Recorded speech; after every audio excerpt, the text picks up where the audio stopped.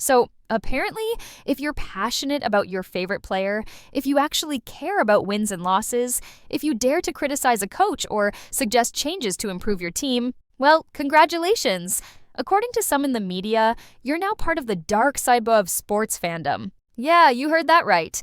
An Indiana Fever writer just went there, and honestly, the reaction has been exactly what you'd expect when someone insults an entire fan base that's literally keeping the lights on in this league. Before we dive into this absolute mess, hit that subscribe button if you haven't already, because we're one of the few channels that'll actually tell you what's really going on without sugarcoating it for access or trying to play nice with the establishment. Let's talk about Scott Agness, the Indiana Fever beat writer who just stepped in it big time. This guy, who I actually used to respect for his coverage, decided it was a brilliant idea to call Caitlin Clark fans the dark side of the fandom in a recent article. Yeah, he really said that. The same fans who've turned every single Fever game into must-watch TV, who've bought out arenas across the country, who've purchased more merch than the league has seen in years. They're the dark side now, apparently. But here's what really gets me about this whole situation.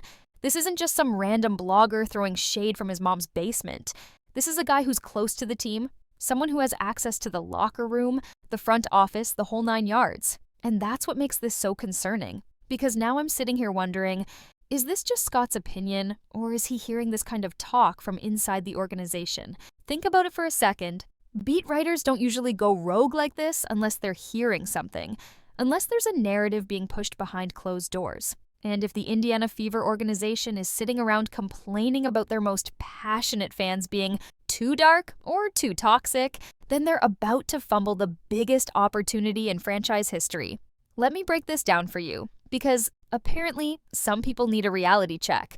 Caitlin Clark didn't just bring fans to the WNBA, she brought sports fans. Real, passionate, sometimes loud, sometimes critical, always invested sports fans. The kind of fans who've been watching basketball for decades, who know the game inside and out, who expect excellence and aren't afraid to call out mediocrity when they see it. I'm 50 years old. I've been watching basketball for 45 freaking years. I've seen Magic and Bird save the NBA. I've watched Jordan turn the league into a global phenomenon. I've witnessed LeBron's dominance, Kobe's killer instinct, Steph revolutionizing the game. And now these media types want to tell me I'm not a real basketball fan because I started following the Fever when they drafted a transcendent talent? Give me a break. You know what Scott's big complaint was? That fans are calling for Stephanie White to be fired. That people are being critical of the coaching decisions, that supporters are passionate about wanting their team to win. Oh, the horror! Welcome to professional sports, buddy. This is what real fandom looks like. Let me tell you something about sports fans. Since apparently this needs to be explained, we're not here to hold hands and sing Kumbaya. We're here because we're invested. We put our money where our mouth is, we buy the tickets, we purchase the merch, we pay for the streaming services, and yeah, when we see something that isn't working, we're gonna speak up about it. You think Niners fans don't call for Kyle Shanahan's head every other week? The man's been to 2 Super Bowls and half the fan base still wants him gone because he hasn't won one. You think Yankees fans are polite when the team underperforms? Lakers fans when they miss the playoffs? This is sports, not a tea party.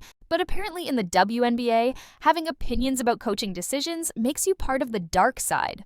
Suggesting that maybe, just maybe, the offensive system doesn't maximize your superstar point guard's talents, that's toxic behavior now. Pointing out that certain players perform better with Caitlin on the court, can't say that out loud, might hurt someone's feelings. Here's what really kills me about this whole thing. Caitlin Clark has brought more attention, more revenue, more legitimacy to this league than anything else in the past decade. Every single Fever game is the most watched. 42 out of 45 games nationally televised, sold out arenas everywhere they go. And the response from some in the media, and apparently maybe even within the organization, is to complain about the fans who made all this possible. Let's be real about what's happening here. There's a certain segment of WNBA media and insiders who resent the fact that Caitlin Clark changed everything. They liked their cozy little ecosystem where everyone knew everyone, where criticism was gentle and rare, where they could control the narrative. And then boom, here comes this Iowa superstar, and suddenly there's actual scrutiny, actual expectations, actual accountability. and they can't handle it. They see passionate fans debating lineups and rotations, and they call it toxic. They see people expecting wins and championships, and they call it dark. They see real sports discourse, and they panic because they've never had to deal with it before. Well, guess what? This is what success looks like. This is what relevance feels like. You wanted the WNBA to be taken seriously as a major professional sports league? Congratulations, you got your wish. But that comes with everything else too. The criticism, the hot takes, the coaching debates, the trade speculation, all of it. Now, let's talk about Stephanie White for a minute, since apparently criticizing her makes you part of the problem. Look, I'm not overly impressed with what I've seen so far. Yeah, they're 16 and 12 or whatever, but are we really maximizing Caitlin Clark's potential in this system? The offense under Christie's sides, for all her faults, seemed to flow better. It seemed more suited to Caitlin's strengths. And before you come at me with, but Kelsey Mitchell is on a heater. Yeah, she is. She's been great. For a month. 1 month. That's awesome. But let's not pretend like a month-long hot streak changes the fundamental questions about this team's offensive philosophy and how it utilizes its best player. Same goes for Aaliyah Boston. Love her as a player, think she's got tremendous potential. But let's be honest, she hasn't looked the same without Caitlin on the court. Is it toxic to point that out? Is it dark to notice that her production and efficiency drop when she doesn't have an elite playmaker setting her up? Because if we can't even have those conversations, then what are we even doing here? The truth is, and I know this bothers some people, but Angel Reese has arguably been playing better than Aaliyah Boston over the past month. Yeah, I said it. Me, the guy who's been critical of Angel Reese plenty of times. But I call it like I see it, and that's what the numbers and the eye test show. But apparently that kind of objective analysis is too much for the delicate sensibilities of certain media members. You know what's really rich about all this? Scott Agness complaining about online nastiness and mean comments. Brother, have you ever covered the NFL, the NBA?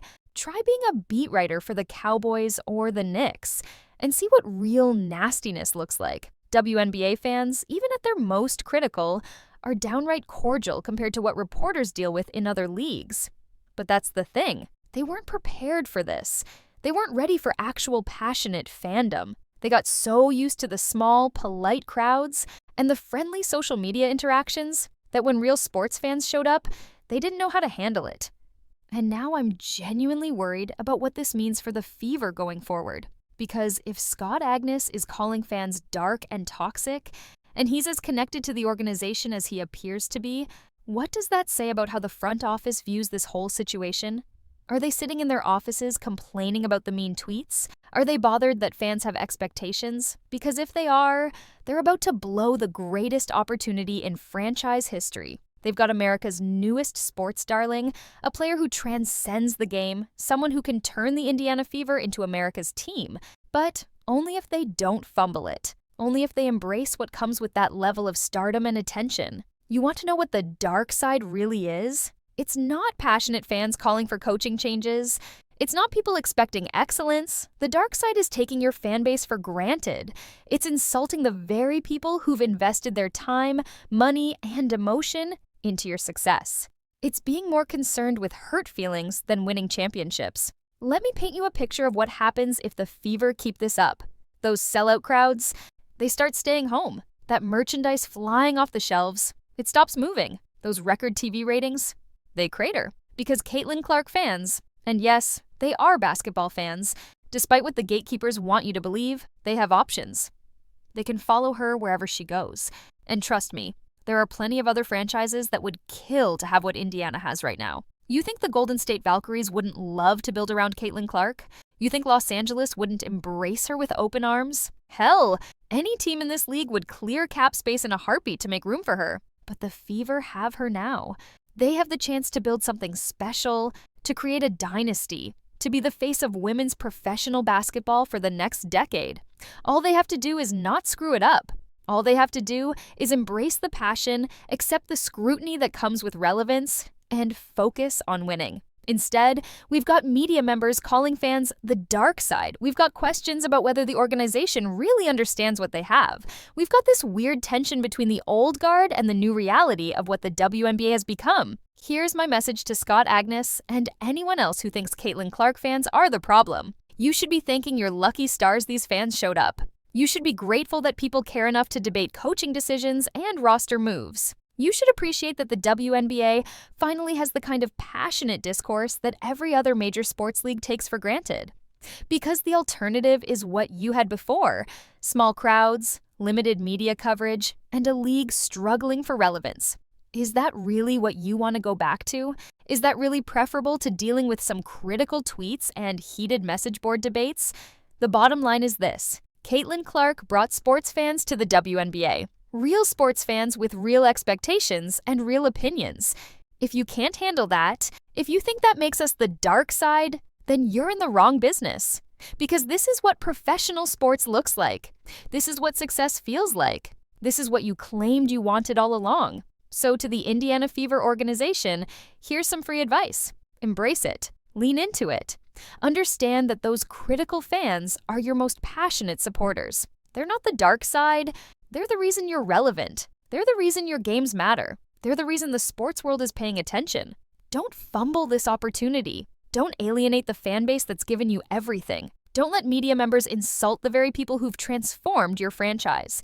Because if you do, if you continue down this path of viewing passionate fandom as a problem rather than a gift, then you'll get exactly what you deserve: a return to irrelevance. And Caitlin Clark, she'll be just fine. There's always another team ready to appreciate what she brings, fans and all. The question is whether Indiana is smart enough to realize what they have before it's too late. Like and subscribe if you think calling passionate fans the dark side is absolutely ridiculous. And let me know in the comments if you think the Fever organization gets it, or if they're about to blow the biggest opportunity in franchise history. Until next time, this is your source for the unfiltered truth about what's really happening in women's basketball. Peace out.